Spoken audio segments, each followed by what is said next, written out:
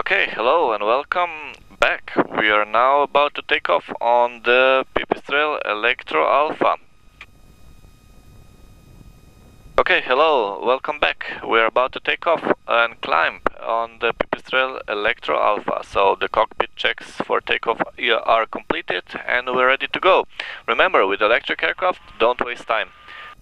You don't need to warm up, everything is ready to go, so any time wasted is just energy that would otherwise be available for flight wasted. So now we go on to line up, and on line up we smoothly and slowly apply throttle to takeoff power, and we unstick as any normal aircraft. So here we go. One last check at the temperatures, they're fine. We have set takeoff power, we verify that it is above 55 kilowatts, and the aircraft lifts off. Here we go. We are accelerating to 60 knots. We are very light today, just one person on board, so that climb performance is phenomenal. At 150 feet we go flaps to zero and accelerate more to 76 and power back as soon as possible to 40 kilowatts. So at about at about 150 feet you can go to 40 kilowatts and you can start cleaning up the aircraft. So this is quite important. Okay, so here we are at best rate of climb airspeed, which is 76. Okay, anytime above 300 feet, which is about, let's say, safety altitude, we can more or less start turning and maneuvering and anything else.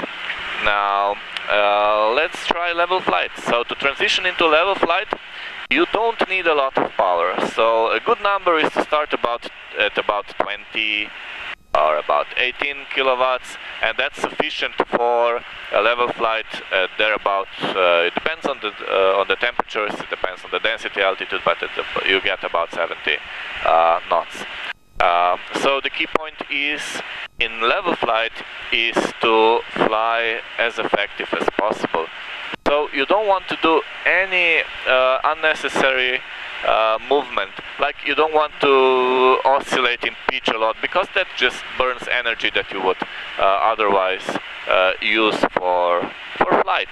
So one thing is that on the electro aircraft or any other electric aircraft, fly as efficiently as possible, so trim.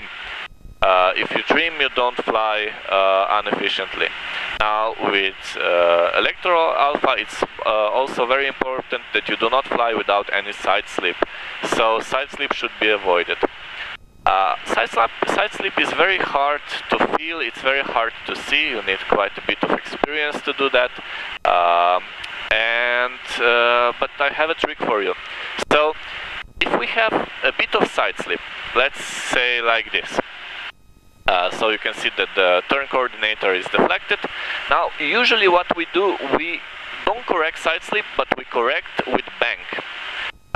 This keeps the aircraft straight, but of course it's crooked flying, so basically it's just it's cross control.